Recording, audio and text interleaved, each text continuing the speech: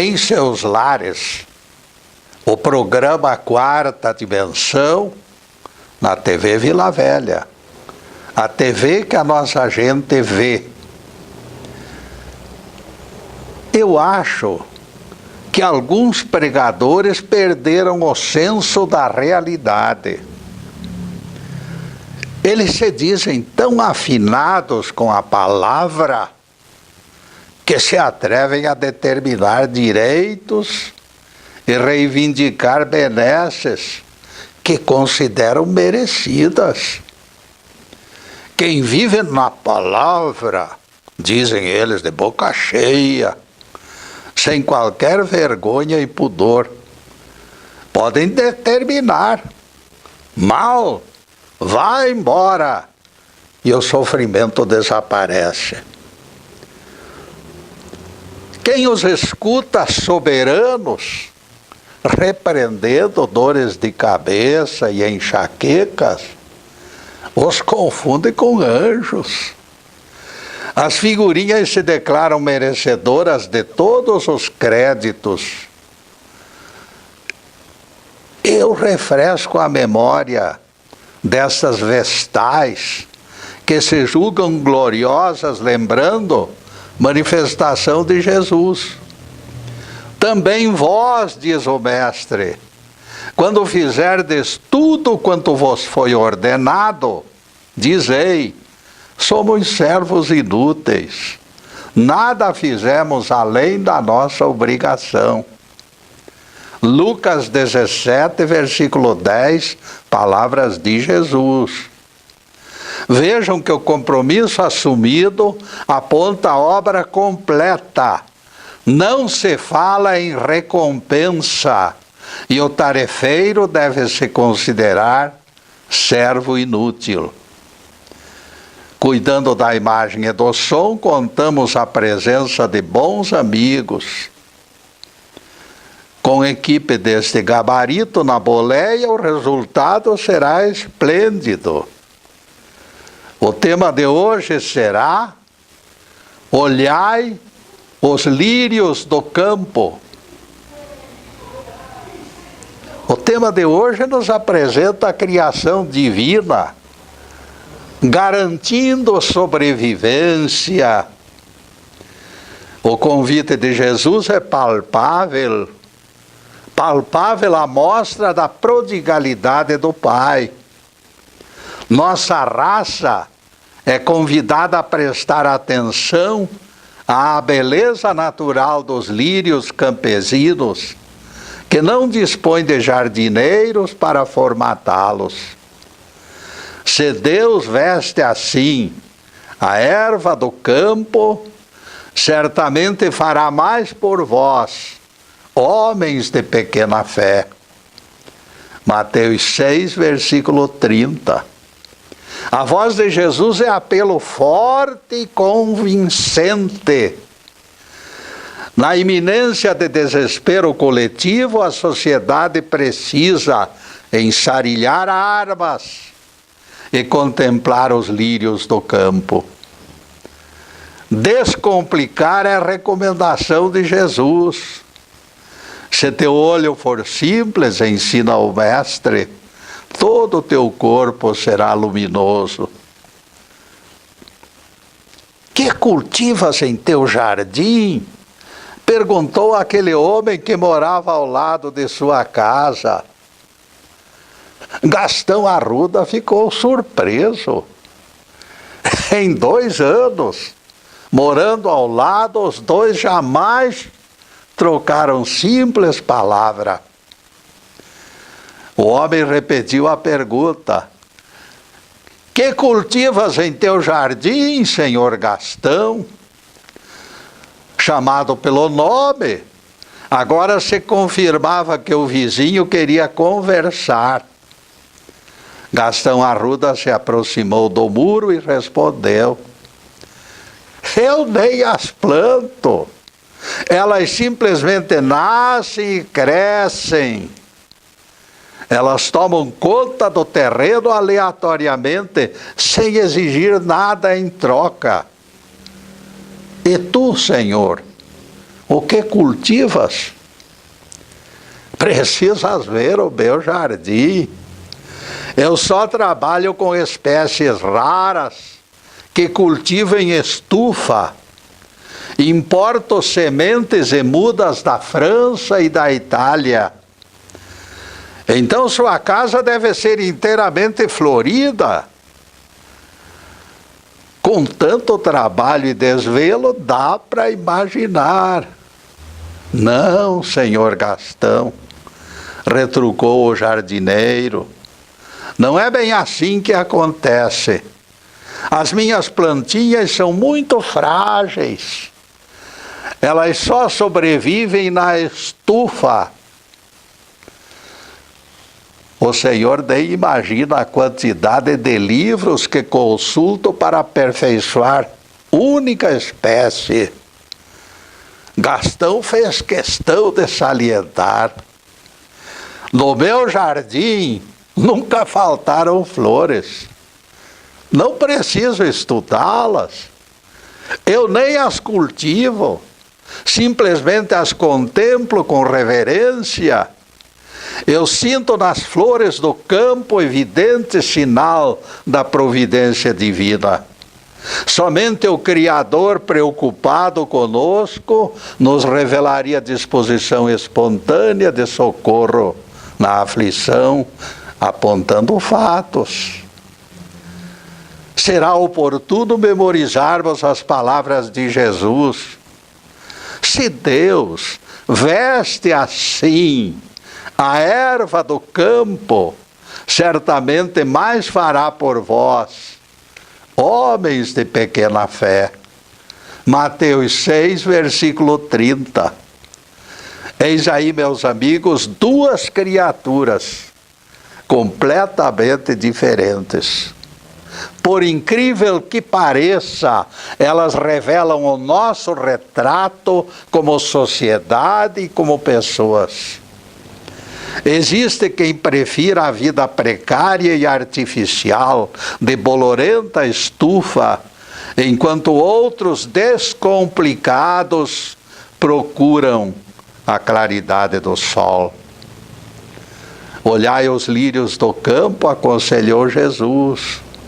Se assim procedermos, nossa vida se tornará mais amena. Você já se deteve observando flores brotando pelos caminhos, sem exigência de jardineiros? Jesus falou dessas espécies privilegiadas. Mesmo cobertas de poeira, elas surpreendem pela vitalidade. Considerai como crescem os lírios do campo, advertiu Jesus. A sobrevivência das flores representa a prova de poder atuante. Analisem esses dois seres humanos da nossa história. Jardineiro ansioso busca perfeccionismo artificial para disputar primeiros lugares em exposições de flores. Ele somente se contentará com o alto do pódio. Por isso se encontra tenso e aflito. Gastão das Neves ama as suas flores, sem subjugá-las. Está feliz e até realizado com aqueles rebentos de raízes fortes. As sementes aparecem no sopro dos ventos. E não se exigem registros em alfândega, nem taxas de importação. São preciosidades que Deus entrega sem custo. São dádivas sem etiquetas, sem notas fiscais, sem preço e sem códigos de barra. Bastará olhos de ver e suficiente sensibilidade para admirá-las.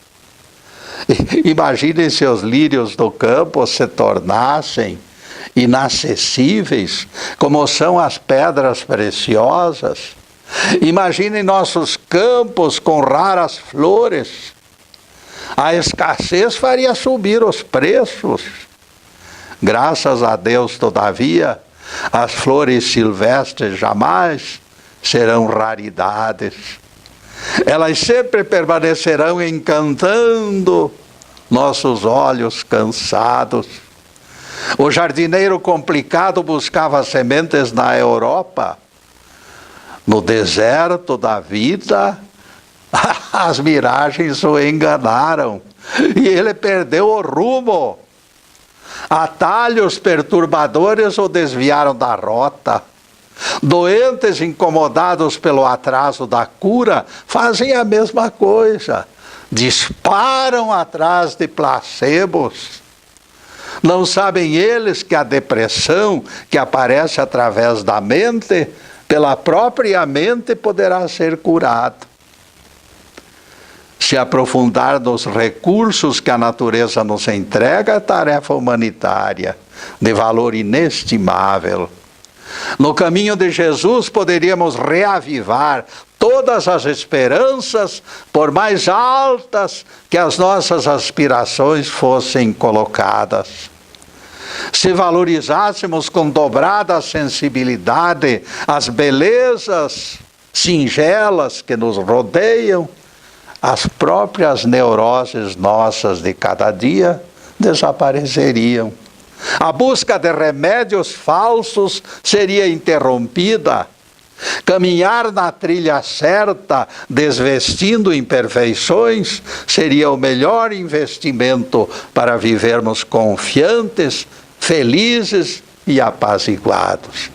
E neste apaziguados, meus caros, nós encerramos o primeiro bloco do nosso programa, prometendo continuidade logo depois dos comerciais do canal.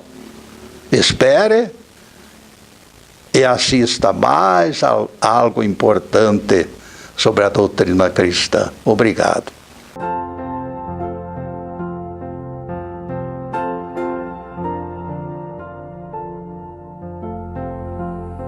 E já estamos no segundo bloco do programa Quarta Dimensão. Por gentileza de bons amigos, nosso site está na telinha e convidamos vocês para visitá-lo.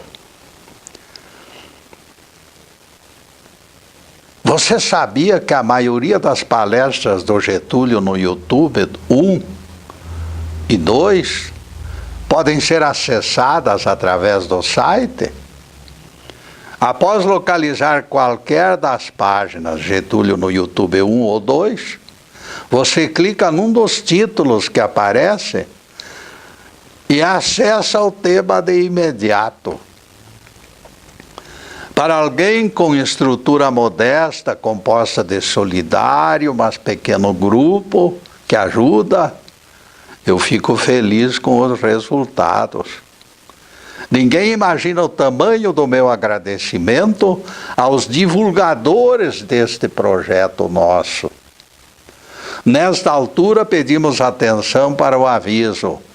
Este canal está sendo transmitido ao vivo, facebook.com/TV Vila Velha. No que me concerne, agradeço a audiência. O Quarta Dimensão é gravado nos estúdios Fernando Martins. E inúmeras vezes todo o seu conteúdo é transmitido ao vivo pelo Facebook Live TV Ponta Grossa. Também por este lado nos animam os níveis de audiência. Parabéns ao Fernando e os nossos agradecimentos pela cooperação do ZUB. E continuaremos a análise do tema Olhai os lírios do campo. Isto não será resignar-se? Pergunta o Crispim dos Anjos. Acomodar-se ao irremediável? A insatisfação não estará camuflada nas profundezas do inconsciente? Eu não gosto dessa palavra resignação, Crispim. Essa palavra favorece a ideia de entrega sacrificial de má vontade. Eu imagino operário suarento, de rosto fechado, descontente com a vida. Prefiro aceitação ao invés de resignação. Aceitar a vontade do mestre com alegria. Algo está errado se este gesto não for espontâneo. Quando aceitar machuca, significa que alguém procura se corrigir mais por medo do inferno do que por amor. Aqui caberia a pergunta: realmente esta chaga ameaça o efeito da confiança recomendada? Nesses tempos onde correntes teológicas pregam prosperidade como sinal dos eleitos da graça, miséria se tornou sinônimo de opróbrio. Será que tais criaturas viram-se aviltadas para além da erva do campo, que hoje existe e amanhã será lançada ao forno? Para nós que acreditamos na preponderância do Espírito, a questão é irrelevante. Lucro legítimo é lucro espiritual. Jesus foi claro: quem quiser ganhar sua vida, a perderá. E quem perder a sua vida por minha causa, a ganhará. Mateus 16, versículo 25. E o mestre em seguida dispara a interrogação: que aproveitará o homem se ganhar o mundo inteiro e perder sua alma? Mateus 16, versículo 26. Sendo a morte em si mesma coisa negativa, não será aberração o predomínio e a vitória incessante do prepotente? Disse Jesus: não temais os que matam o corpo, mas nada podem contra a alma. Mateus 10, versículo 28. Mais adiante, no verso 30, o mestre afirma: até os cabelos da vossa cabeça estão contados. Mateus 10, versículo 30. No primeiro verso, o mestre aponta aquela parte do nosso eu que jamais morrerá. No segundo, ele garante que Deus não permanece indiferente. Até os cabelos da nossa cabeça serão contados, estão contados. Isso sinaliza cadastro completo. Ele nos conhece do começo ao fim. Todos no tempo previsto serão registrados no livro da vida. Ponto básico se define: nossas almas são parceiras do corpo. Vocês não concordam que Jesus foi suficientemente claro? Os próprios cientistas, sempre cautelosos, já estão diminuindo a resistência diante do acúmulo de provas. Médicos têm feito pesquisas. Em 1991, Pan Reynolds, de Atlanta, nos Estados Unidos, precisou cirurgia no cérebro, dentro do cérebro. O neurocirurgião Robert Spitzler, de Phoenix, informou que só faria a intervenção com o coração parado durante 60 minutos. Pan morreria por 60 minutos e depois seria ressuscitada. Até o sangue foi drenado para permitir a cirurgia. Cérebro morto, sem sangue, Panreino ou desvio detalhes do procedimento num espaço acima dos ombros do médico. Seu corpo estava lá e ela se encontrava fora do corpo. Em espírito, ela contatou com parentes desencarnados usando faculdade desconhecida. Alguém desconfiado perguntará: não terá sido alucinação? Eu respondo: alucinações, caríssimo, são produzidas no cérebro. Não esqueçam que o cérebro fora desligado e o próprio sangue drenado. Não existe maneira de entendermos diferente. Cérebro morto não funciona. É pelo menos curioso que cristãos duvidem desta verdade. 2000 anos antes da ciência se embrenhar na pesquisa, Jesus já dizia que corpo e alma são coisas diferentes. Vocês escutaram eu falar agora há pouco? Para comprovar, bastará a frase do mestre: não temais os que matam o corpo e nada podem fazer contra o espírito. O corpo morre, agredido ele morre, o espírito jamais morrerá. Se essa energia chamada alma fosse corpo, morreria com ele. Não existe maneira de interpretarmos diferente.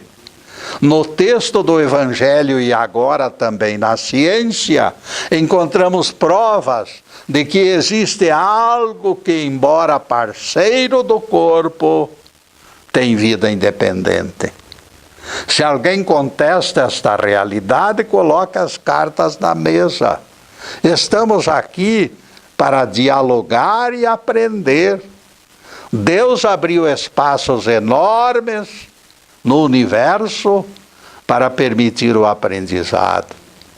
Se faltasse chão na terra para nossos pés, Deus nos levaria em espírito para outros mundos.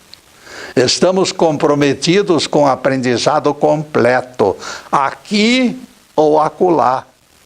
Só nos resta confiarmos em Deus e permanecer debaixo das suas asas. Nesse caso, Getúlio interroga o Crispim dos Anjos: você acha que o cristão será eternamente vitorioso? Na exata medida em que se aproximar de Deus, meu caro, todas as pessoas obterão dividendos. Porque Deus é a força. Não podemos forçar Deus a nos ajudar, mas Ele ajuda quando Ele quer. Velhinha, na Segunda Guerra Mundial, em Berlim, de repente deixou de passar as noites lá no abrigo antiaéreo. Alguém curioso perguntou: senhora, por que não mais compareces ao abrigo? A resposta da velhinha foi desconcertante. Eu descobri na Bíblia que Deus nunca dorme. Por isso não me preocupei mais. Se Deus está acordado, eu sei que não corro perigo algum. Crença singela produz depoimento patético. Comovido pela inocência da mulher, com certeza Deus a tornará imune ao perigo, porque Deus é sensível, especialmente diante das pessoas simples. Por que andais ansiosos? Perguntou Jesus. Considerai como crescem os lírios do campo. Vejam que eles não ceifam nem tecem. Mateus 6, versículos 28 e 29. E neste ponto, caríssimos, nós vamos fazer mais uma pequena interrupção no programa para os comerciais do canal. Mas é um instantinho só. Daqui a pouco estaremos de volta. Obrigado.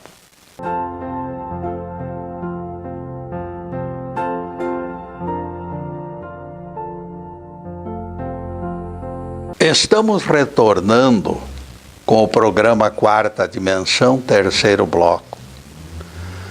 Esquecidos que o próprio Jesus mandou trabalhar no sábado, saduceus modernos tentam validar descanso sabático, usando palavras dele, de Jesus.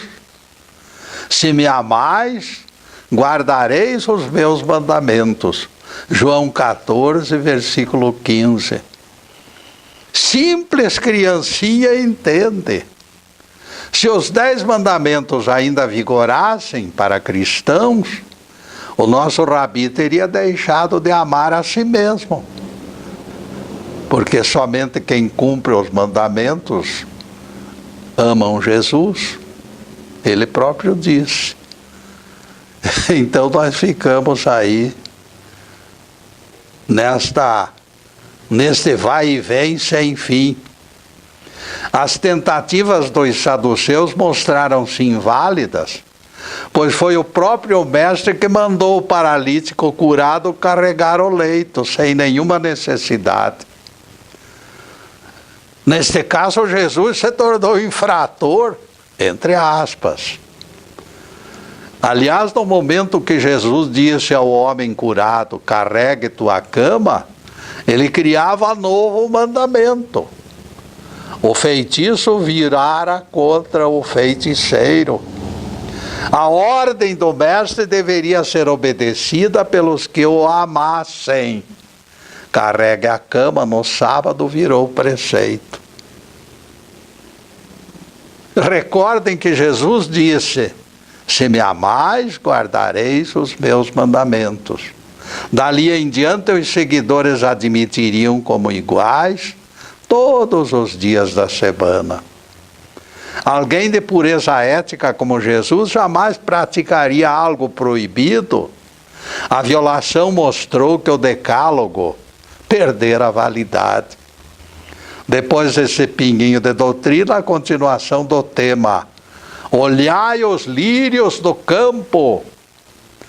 Pautar a conduta pela confiança atrai bênçãos. A despeito deste entendimento, a confiança tem sido pequenina por parte da maioria de nós, porque nós somos muito relapsos em termos de cristianismo. Qual será o motivo deste reduzido entusiasmo? Falta de maturidade espiritual é a resposta.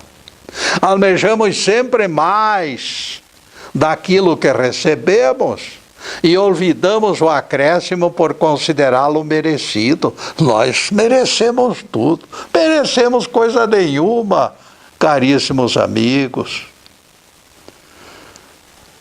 Forçamos a barra e mantemos no vermelho a nossa conta bancária. Aproveitar créditos é fácil, difícil será honrar compromissos.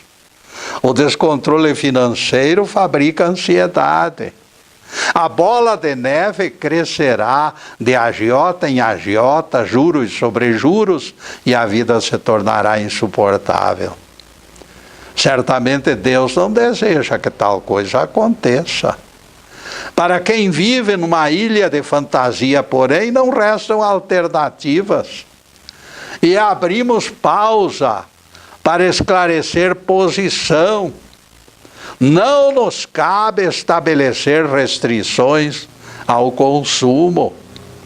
Se você tem possibilidade, aproveite a vida.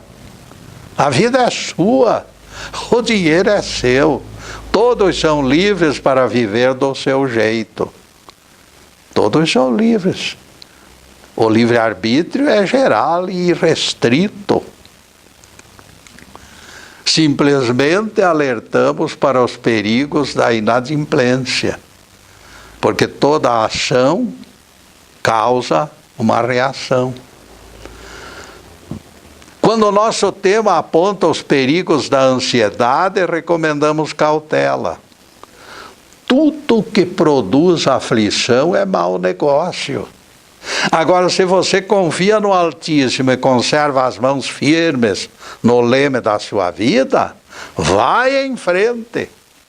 Desde que tenha recursos, pode construir o seu castelo, o castelo dos sonhos, e até adquirir o seu avião particular. Cada vivente carrega ao reencarnar determinado projeto de vida. Por isso existem pobres e ricos. Se não avançarmos o sinal, tudo terminará bem. Não ocorrerão surpresas. A vida é sua e o dinheiro lhe pertence. Enquanto as suas riquezas não produzirem ansiedade, elas não fazem parte do nosso assunto de hoje. Aliás, existem figurinhas tão fascinadas pela riqueza que extrapolam limites. Vocês já devem conhecer o tipo. Nós convivemos alhures com o verdadeiro campeão desta arte. Ele se dizia rico, proclamava despesas astronômicas em restaurantes e afirmava crescente popularidade. Na hora do almoço ele comia repolho. Durante a tarde pressionava o estômago e divulgava: "Este peru não me fez muito bem." A propósito, apreciamos a reação de certo garoto que devolveu moeda falsa, a moeda falsa ao inventor de histórias. Quando ele detalhou suposta viagem que fizeram em torno da Terra, o garoto foi rápido no gatilho. "Pois saiba, amigo", disse o menino, "que eu faço todos os anos uma viagem completa, uma viagem inteirinha em torno do Sol." Todos ficaram meio assim. Ele completou: "Uso a nave do planeta Terra." A nave do planeta Terra era o veículo que eu conduzia em torno do Sol durante 360 dias. Como era de se esperar, ruidosa gargalhada generalizou-se. Durante os 365 dias do ano, nós viajamos em torno do Sol, todos nós. Rematou o menino de forma sarcástica. O falso milionário sorriu amarelo e se afastou do grupo, completamente vexado. Finalmente ele percebeu o massacre da sua triste figura. O incidente terminou ensinando algo. Mesmo nós que possuímos recursos menores, gozamos de confortos recebidos do Pai Criador. Nós nem percebemos, mas todos os dias nós estamos recebendo alguma coisa boa. Esta viagem anual em torno do Sol é prova disso. Nós somos viajantes sem pagar passagem. São maravilhas que Deus continua nos entregando. É urgente desenvolver olhos que enxerguem mais e ouvidos de ouvir. Se avaliássemos tantas benesses, a ansiedade perderia fôlego. Existem coisas que acalmam o espírito e o seu custo é nada. Não precisaremos importar flores da França ou da Itália. Ditado popular traduz grande verdade. Eu não tenho tudo o que gostaria. No entanto, estou feliz por aquilo que tenho. A aceitação, eu repito, a aceitação. Não será esta a melhor maneira de interagir com Deus? Aceitar Deus, vibrar com Deus, se alegrar com a sua proteção e agradecer. Grande parcela da humanidade vive insatisfeita onde mora. O bairro é detestável. Os vizinhos de péssima índole. Tudo difícil de suportar. A insegurança produz ansiedade e noites sem sono. Irritados, não permitimos que alguém passe em nossa frente na porta giratória do banco. Fração de segundo é o espaço entre a abertura do sinal verde e o xingamento do motorista que vem atrás, cheio de pressa. Todos estão estressados. Nossos avós permaneciam horas e horas com a xícara de chá nas mãos. Todos escutavam atentamente a caçula da casa tocar piano e a titia cantar clássico da música. E todos jogavam conversa fora. Quem faz isso em nossos dias? Vocês acham que existem famílias gozando essa bendita folga? Sinceramente, acreditamos que não. Hoje, homens e mulheres participam de jantares de negócios, fazem 30 telefonemas com celulares nas mãos, na sala de visitas e em todo lugar onde chegam. Assistem o Jornal das 8, combinam cinema a 2, tudo ao mesmo tempo em ritmo alucinado e frenético. Ninguém se permite perda de tempo. No caminho do cinema ainda fazem compras. Tudo isto numa única noite.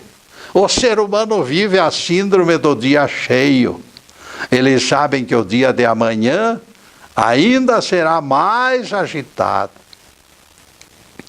Por esta razão é preciso correr sempre, correr como doidos. A neurose dos compromissos vai solapando a saúde dos apressadinhos. Minha mãe costumava dizer: este menino parece que vai tirar o pai da forca. Na minha terra natal, estas palavras exorcizavam a pressa. E neste pressa, meus caros, nós vamos fazer mais uma pequena interrupção no programa para os comerciais do canal. Mas é um instantinho só. Daqui a pouco estaremos de volta. Obrigado.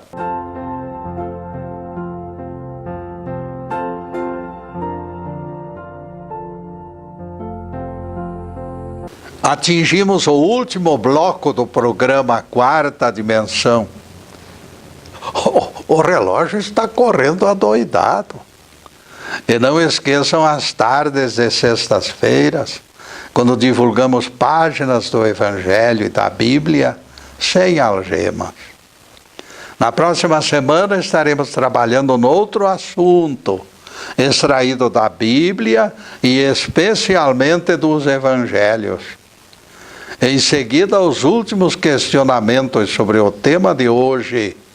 Olhai os lírios do campo. Para fazermos algo com perfeição é preciso calma, diziam os nossos antepassados. A afobação jamais produziu bons resultados. Se você não alcança equilíbrio emocional para trabalhar com alegria e desprendimento, existe algo errado. Está na hora de estreitar contato íntimo com Deus. Conte ao Pai das alturas as suas aflições. Essa ansiedade pode ter raízes numa perturbação espiritual. Desabafe suas inseguranças no seio do Senhor. Ele é paciente, generoso e confidente discreto. Vai ouvir suas queixas, vai registrar seus temores, vai auscultar as pulsações do seu coração enfermo. Nunca esqueçamos que Ele é nosso Criador. Ele conhece a máquina do nosso corpo, peça por peça. Ele sabe o quanto somos frágeis e carentes. No Japão, na época da guerra, era difícil viver. Aviões passavam despejando bombas. Com os nervos à flor da pele, quem cultivaria tranquilidade saibam que eu apontarei alguém que exemplificou paciência no meio daquele sangrento conflito. Jigoro Fujiwara era o seu nome. Ele vivia com o filho Kose numa região agrícola do Japão. Este incidente ocorreu nos finais da Segunda Guerra Mundial. Pai e filho cultivavam um pequeno sítio. Certa manhã de agosto de 1945, eles atrelaram o carro e partiram ao encontro da cidade grande. Se chegarmos ao mercado antes dos outros, disse o filho Kose, conseguiremos melhores preços, pai. Calma, disse o velho. Com paciência, você viverá mais. 4 horas depois, iam passando por pequena casa, quando Jigoro gritou: pare, filho! É a casa do seu tio. Vamos entrar para saudá-lo. Já perdemos mais de hora, retrucou Kose, de cara amarrada. O filho não partilhava do comportamento sossegado do pai. Ao contrário, ele ficava cada vez mais tenso e zangado. Aquela viagem serviu para aprofundar ainda mais o conflito de gerações entre pai e filho. O fato é que se tornou tormento para o rapaz suportar a conversa interminável dos dois velhinhos. Finalmente, depois de muitas e delicadas curvaturas, o carro voltou à estrada. Agora era o velho quem dirigia o boi. Por esta estrada não, papai, por favor. Aquela da direita é mais curta. Pode ser mais curta, respondeu Jigoro, mas este caminho é muito mais bonito. Existem flores enfeitando cada metro do terreno. Você parece não fazer caso do tempo, meu pai. Ainda não se apercebeu do enorme atraso? Sim, filho. Eu valorizo tanto meu tempo que eu dedico inteirinho para contemplar coisas belas e agradáveis. Quando a noite chegou, eles atravessaram um lugar maravilhoso, verdadeiro tapete, recamado de flores silvestres. Pela vontade de Kose, eles viajariam a noite toda, sob o clarão da lua cheia, para recuperar pelo menos uma parte do grande atraso. Mas como dobrar a vontade daquele velho teimoso, porém? Nem pensar, gemeu Kose, no auge da aflição. Vamos dormir aqui, disse Jigoro, sorridente. O perfume destas flores está me fascinando. Eu te agradeço, meu Deus, pela permissão de aproveitar tanta beleza. Eu nunca mais viajarei com você, papai. O senhor se incomoda mais com flores do que com ganhar dinheiro. Antes de clarear o dia, o jovem Kose, impaciente e desassossegado, já acordara o pai e os dois partiram. Hora mais tarde passaram por carro atolado. Vamos ajudá-lo, disse o velho prestativo, esfregando as mãos contente pela oportunidade de servir o próximo. Eu não aguento mais, respondeu o rapaz, explodindo. Se acalme, filho. Com calma, você terá longa vida e será feliz. Quando conseguiram desatolar o carro, o sol já ia alto. Repentinamente o relâmpago rasgou os céus para os lados, de Hiroshima e se ouviu forte trovejar além da montanha distante. Se não tivéssemos atrasado tanto, estaríamos voltando com tudo vendido, queixou-se Kose, no auge da revolta contra o pai. Calma, repetiu o velho, você viverá mais tempo. O rosto enrugado de Jigoro mantinha-se imperturbável e sereno, dirigindo o carro de boi.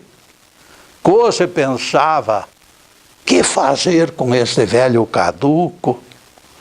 Foi somente na tarde do outro dia que chegaram ao monte de onde enxergaram a cidade grande. Aquela cidade, meus amigos, era Hiroshima, atingida em cheio pela bomba atômica. Cadáveres aos milhares se espalhavam pela esplanada enegrecida pelo fogo. Não havia sepulturas para tanta gente, nem socorro capaz de aliviar as dores do que gemiam e choravam. Se Jigoro e Kose tivessem chegado no dia anterior, estariam também eles sepultados nos escombros da cidade em chamas. As palavras de Jigoro percutiam na consciência de Kose como ferro em brasa. Tenha calma, filho, e você terá vida longa. Finalmente, aquele rapaz, pela primeira vez, concordou e agradeceu ao pai. Obrigado, papai. Se chegássemos antes, também nós estaríamos no meio destas cinzas. Louvado seja Deus. Que o Senhor nos abençoe e nos guarde. Que o Senhor faça resplandecer o seu rosto sobre nós e tenha misericórdia de nós. Que o Senhor sobre nós levante o seu rosto e nos dê a paz. Louvado seja o nosso querido Deus Pai, louvado seja o santo nome de Jesus, o nosso Cristo. E para vocês, meus amigos, além desta câmera, nós desejamos que Deus provisione bênçãos maravilhosas, que cada um receba da fortaleza e da misericórdia de Deus tudo aquilo que necessita, especialmente os enfermos. Que Jesus possa incutir nas almas aquele fogo do amor que tudo faz, que tudo realiza, que tudo concretiza. Muito obrigado, meu Deus, muito obrigado a todos vocês, a Jesus, o nosso Mestre. Muito obrigado e boa noite.